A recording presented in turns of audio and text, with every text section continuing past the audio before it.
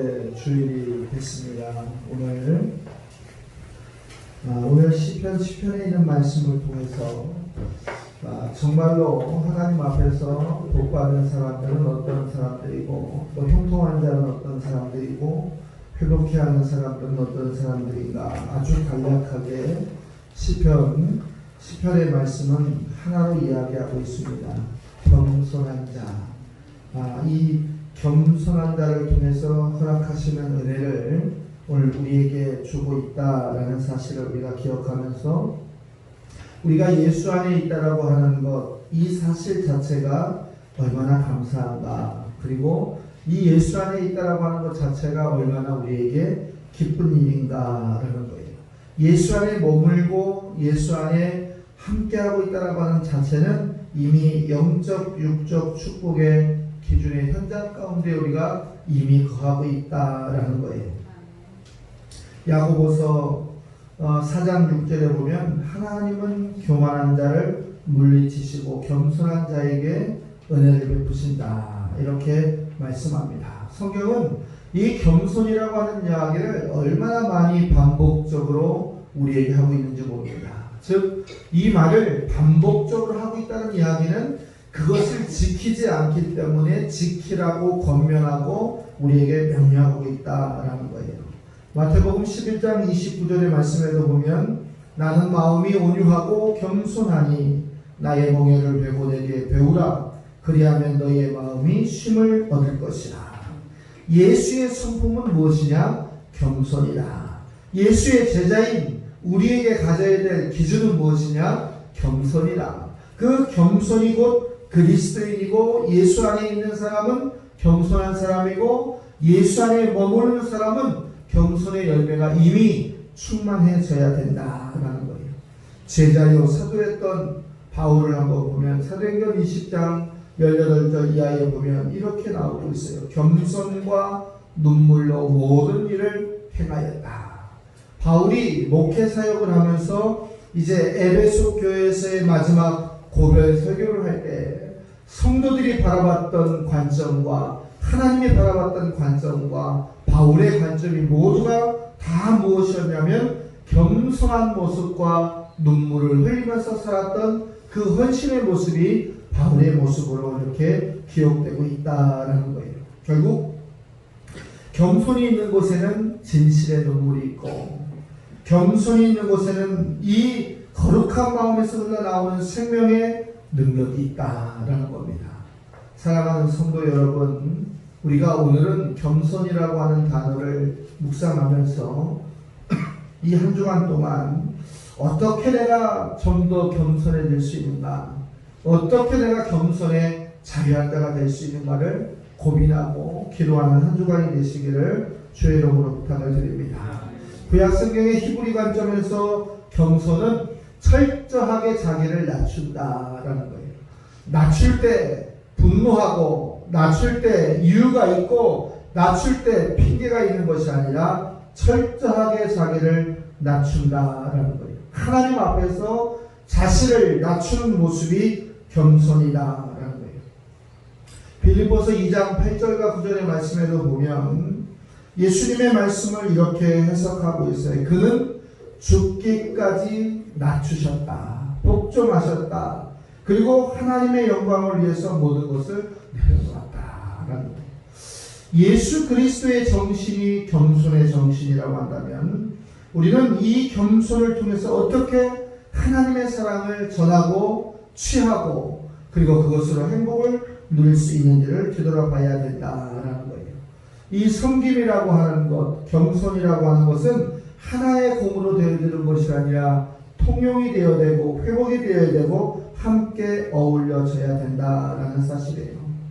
사랑하지 않는 사람을 우리가 겸손한 마음으로 섬길 수도 없고 또 섬겨질 수도 없다라는 사실을 우리가 봅니다.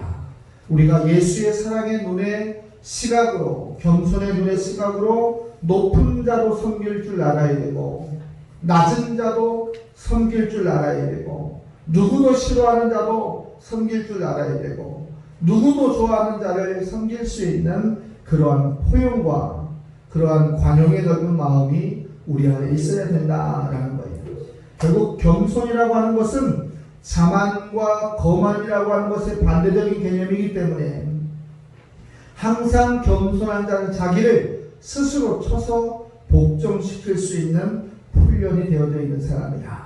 즉 하나님과의 관계가 이미 잘 형통의 관계로 회복되어져 있는 자다라는 거예요.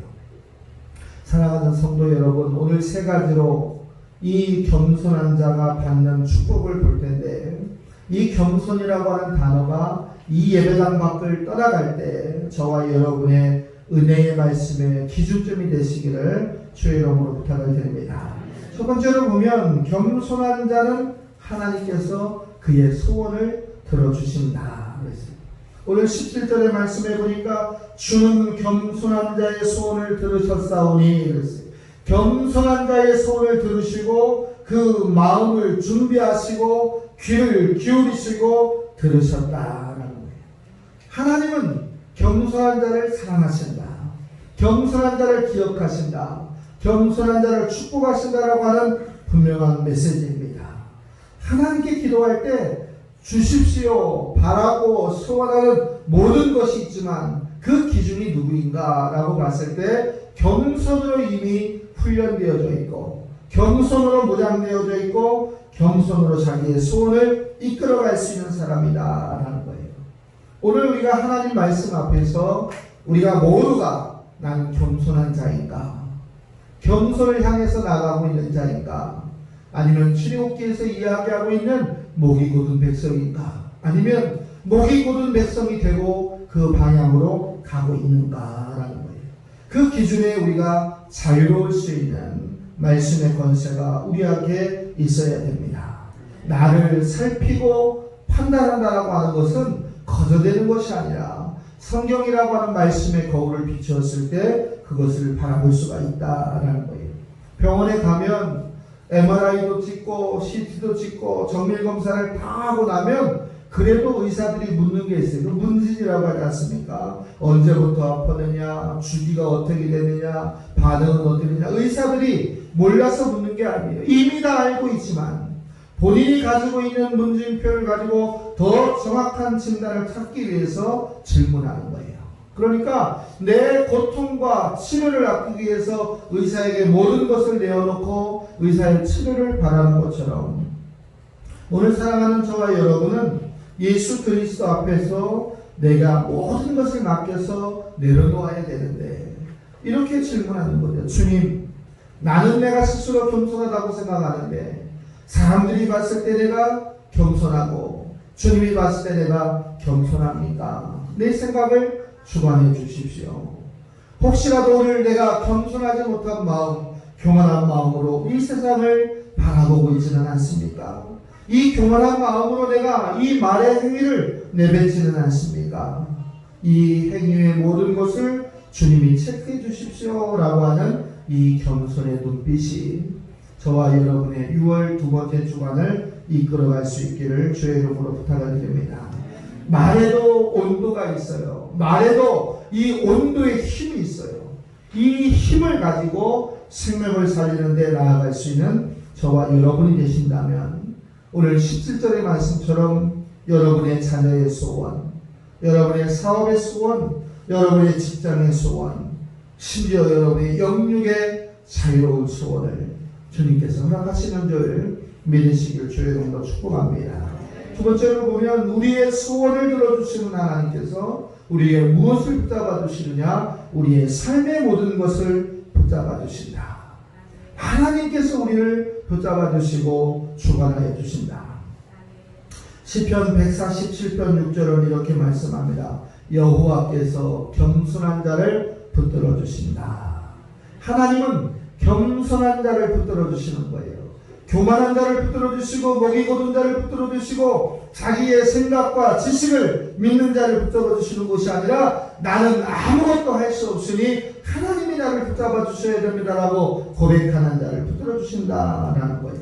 그 붙드심의 현장 가운데 저와 여러분이 있기를 주의 이름으로 부탁을 드립니다. 프랑스에 가서 제가 르브르 박물관에 모나리자 사진 옆에서 하나의 사진을 찍어온 게 있어요. 이 그림의 제목도 저는 기억하지 못해요. 작가가 누구인지도 기록하지 못합니다. 그러나 이 가이드가 이야기했을 때 저 그림 한 장을 설명하는 메시지는 제가 분명히 기억해서 모나리자의 사진보다 저 사진을 더 귀중하게 제가 가지고 있는 사진 중에 하나예요. 저 그림에 보면 맨 뒤에 있는 할머니는 수산나 마리아예요. 그리고 두 번째에 있는 여인은 예수의 어머니 마리아예요. 그리고 그 어린아이는 예수를 표현하는 것이고 그 안에 있는 양떼는 우리를 인생을 표현하는 그림입니다. 그런데 그들의 표정을 한번 보세요. 얼마나 표가 나고 기쁘고 힘이 있는가. 그 뒤에 있는 높은 산은 천국을 비유한다고 그렇게 작가가 그렇게 만들었다고 합니다. 그러나 그 어머니 마리아와 예수가 서 있는 발 밑에 보면 천길 낭떠러지예요. 낭떠러지 밑에 양들이 붙잡아 있는 모습을 보고 예수는 그 양을 붙잡고 있는 모습을 보면서 하나님이 우리를 얼마나 사랑하시는가에 대한 천국의 소망을 가진 자에게 천길 낭떠러지와 같이 빠져들고 있지만 예수가 붙잡아주면 천국의 소망은 반드시 이루어진다는 메시지를 우리에게 지금도 주고 있는 거예요. 주님이 우리의 손을 붙잡아 준다면, 주님이 우리와 함께 하신다면 영육간의 강건하신 은혜로 인도하실 줄로 믿으시기를 주의 이름으로 부탁을 드립니다. 우리는 저 그림을 보면서 어떤 믿음의 고백을 해야 되느냐. 주님, 이 손을 붙잡아 주옵소서. 주님여, 이 손을 꼭 잡고 나를 붙잡아 주옵소서. 나는 약합니다. 나는 부족합니다. 나는 지치기 쉬운 연약한 인생입니다. 주님이 나를 붙잡아 주옵소서. 주님만이 나를 도와줄 수 있습니다라고 하는 이 위대한 믿음의 고백이 저와 여러분에게 있어야 될 줄로 믿습니다. 날마다 하나님 앞에 기도하면서 우리의 위기의 상황과 절망의 상황과 기쁨의 상황조차도 다 하나님이 일으키신 능력 안에 있다는 사실을 기억하시고 주의 안에 붙들림의 저희함을 갖는 저와 여러분이 되셔야 될 줄로 믿습니다. 살다 보면 얼마나 인생의 희노애락이 있어요. 우리 중앙고센터가 이제 6개월이 지나서 이제 지난주 토요일 어제까지 기준으로 보면 약 20분 정도의 어르신들이 이제 들어오셨어요. 남들이 다 마이너스 성장을 하고 남들이 다 폐업을 하는 이 지경에 6개월 동안 한 달도 멈추지 않고 지속적으로 입소 인원이 늘어나고 있고 이제 우리가 뽑아야 될 인원이 들어와야 될 인원보다 적은 골든 크로스를 지나가고 있어요. 얼마나 여러분들이 많이 기도해 주었는가, 여러분이 많이 얼마나 독려하였는가를 하나님 말씀 안에서 우리는 알 수가 있습니다. 어떻습니까? 마이너스가 나고 힘들고 어렵고 힘들지라도 우리 공동체는 단 한 번도 하나님을 원망해 본 적이 없어요. 우리의 모든 공동체는 감사합니다, 축복하실 것을 믿고 기도합니다라고 하는 중보의 기도가 멈추지 않았다라는 거예요. 오늘 그 하나님이 우리가 눈을 뜰 때마다 잡아주시고 동행하시고 응답하시고 함께하심을 믿는 영적 권세의 주관자들 저와 여러분이 되시기를 주의 이름으로 부탁을 드립니다. 주님과 함께 있으면 그것이 영적인 권세의 기준이고 회복이라는 사실이, 또 주의 말씀이 여러분에게 함께 있을 때 그 권세가 삶의 모든 지경을 바꿔놓는다는 결심을 가지셔야 됩니다. 시편 22편 26절에 보면 겸손한 자는 먹고 배부를 것이라. 여러분이 영적인 풍성함을 회복하고 육적인 풍성함을 회복하고 가정과 직장과 사업장의 풍성함을 회복한다면 겸손이라고 하는 주의 정신, 예수의 정신으로 다시 한번 무장하는 것은 어떠한가? 그 무장이 한 번 듣고 끝나는 것이 아니라 일평생 주님 앞에 가는 그때까지 나아가는 것은 어떠한가? 그렇게 결심할 때, 그리고 고백할 때, 그리고 살아갈 때 주님께서는 여러분의 모든 것을 견고하게 붙잡아 주실 줄로 믿습니다. 세 번째로 보면 하나님께서는 겸손한 자를 존귀하게 하신다. 겸손한 자를 세우시고 능력 있게 세우시고 축복하신다라는 거예요. 잠언 15장 33절에 보면 여호와를 경외하는 것은 지혜의 훈계라 겸손은 존귀의 앞장이니라 그랬어요. 사람은 누구나 다 남보다 뛰어나고 남보다 잘나고 남보다 좋은 것과 아름다운 것을 갖기를 원하고 있어요. 그럼에도 불구하고 그 기준을 채우는 것은 겸손이다. 내가 높아지고자 한다면 겸손해야 되고, 내가 보하고자 한다면 더 겸손해야 되고, 내가 이루고자 하는 소망이 있다고 한다면 주님 앞에서 더욱더 겸손하게 될 때 하나님은 겸손한 자를 존귀의 앞잡이로 세워주신다라고 했습니다. 마태복음 18장 4절의 말씀을 보면 누구든지 이 어린아이와 같이 자기를 낮추는 자는 천국을 차지한다. 천국에서 큰 자가 된다. 이렇게 말씀하고 있어요. 사랑하는 성도 여러분, 낮아지는 것이 힘든 것이 아니라 낮아지는 것이 축복이고 낮아지는 것이 훈련이고 낮아지는 것이 세워지는 기준이라고 하는 사실을 하나님의 말씀으로 듣고 깨닫고 그 현장 가운데 여러분이 있기를 주의 이름으로 축복합니다. 야고보 4장 10절의 말씀에도 보면 주 앞에서 낮추라. 그리하면 주께서 너희를 높여주시리라. 내가 높아지려고 하는 것이 아니라 주님이 높여주셔야 되는 거예요. 내가 아둥바둥 치고 제스처를 취하고 수단과 방법을 가지고 높아지려고 하는 것이 아니라 주님이 사인하고 주님이 인정하고 주님이 동행할 때 내가 높아지는 존귀의 영광을 받을 수 있다라는 거예요. 사랑하는 성도 여러분, 코로나19로 얼마나 어렵습니까? 온 세계가 코로나19로 경제고 사회고 문화고 모든 것이 다 멈춰있다는 이 시대에 우리는 어떻게 하나님으로부터 인정받고 하나님으로부터 축복받는 믿음의 사람이 될 수 있습니까? 그것은 좀 더 겸손한 자가 되어야 한다라는 거예요. 우리가 잘 되고 안 되는 것도 이거는 복음에 영향을 미치고 있어요. 여러분이 돈 잘 벌고 좋은 직장 다니고 건강한 신앙생활 하는 것도 복음의 하나의 축이다라는 거예요. 왜요? 예수 믿는 사람의 열매가 그들에게 소망을 주고 예수 믿는 사람들의 열매가 그들에게 꿈이 되어진다고 한다면 여러분은 이미 선교사요. 여러분은 이미 증인이다라는 거예요. 세상을 살아가면서 사람 한 사람만 잘 만나도 어떻게 됩니까? 큰 사람이 되고 사람 하나만 잘못 만나면 망하는 사람이 되는 거예요. 그래서 인생 가운데 멘토가 있어요. 내가 누구를 만나고 누구를 못 만나냐에 따라서 그 사람의 흥망성쇠가 달려져 있다라는 거예요. 신앙의 공동체는 이미 우리는 흥하는 자들끼리 모여 있습니다. 성공과 실패가 아니라 성공의 잣대함에 여러분이 주 안에 거하고 있다라는 거예요. 그런데 사람 하나만 잘 만나도 성공의 기류의 현장 가운데 있는데 여러분이 전능하신 하나님을 만났다라고 하는 것은 이미 세상의 정복자여 승리자여 회복자여 치료한 사실을 기억하셔야 됩니다. 그리고 여러분을 만나는 사람에게 예수 그리스도를 전하고 예수 그리스도의 겸손함을 심어주고 예수 그리스도의 힘의 능력을 주어서 그들로 하여금 이 어려운 세상 가운데서 소망으로 살아갈 수 있는 위로를 여러분이 주셔야 될 줄로 믿습니다. 영국의 시인 베일리는 겸손은 모든 미덕의 근본이다 그랬어요. 겸손은 모든 미덕의 근본이다.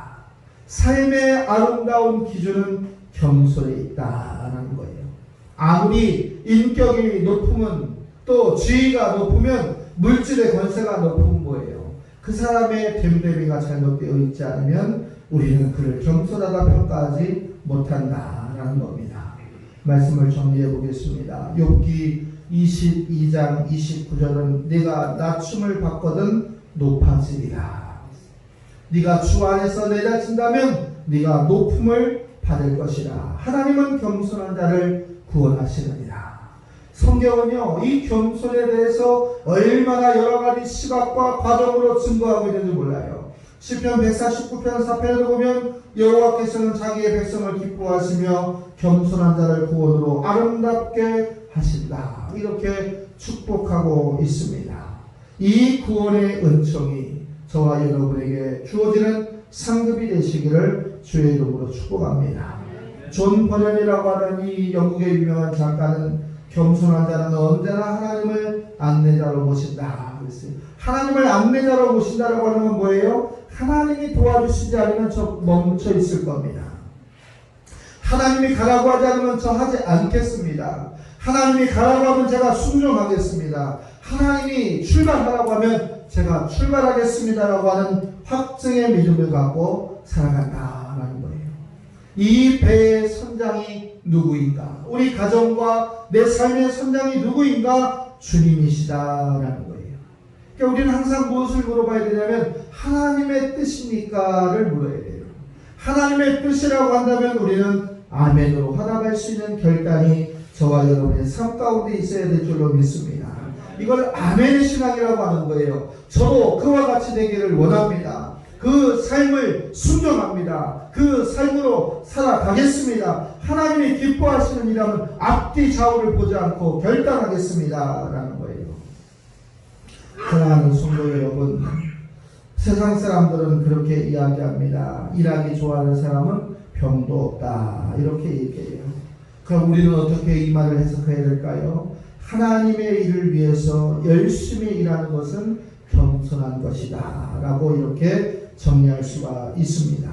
이제 사랑하는 성도 여러분 모두가 이번 한 주간을 살아갈 때 겸손한 자가 되셔서 성취의 은혜를 취할 수 있는 주인공이 되시고 또 겸손한 자가 되어서 하나님이 붙잡아 주시는 안전한 피난처 가운데 거하시기를 바라고, 겸손한 자가 되어서 하나님이 세워주시는 존귀의 앞잡이의 기준이 되어서 여러분으로 말미암아 행복해지고 여러분으로 말미암아 수반을 갖는 자가 많이 늘어나는 구원의 능력의 역사가 있기를 주의 이름으로 축복합니다. 기도하겠습니다. 하나님